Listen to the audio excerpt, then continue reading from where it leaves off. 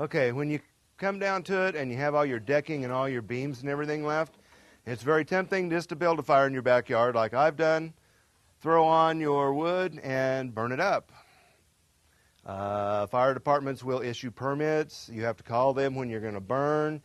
You can burn raw wood, but you're not supposed to burn wood that has stain or paint on it. If it's raw, it's fine.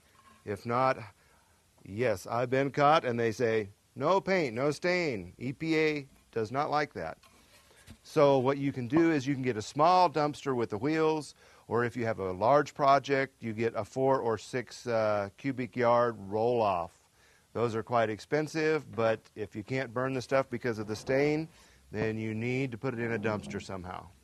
The prices on the dumpsters and the roll-offs vary quite a bit, but you can check in the Yellow Pages, find somebody, find out how much it is, and for them to bring one out will cost, to have it hauled away cost, and then they charge by the pound. So they get weighed at the dump, and then they charge you by the pound.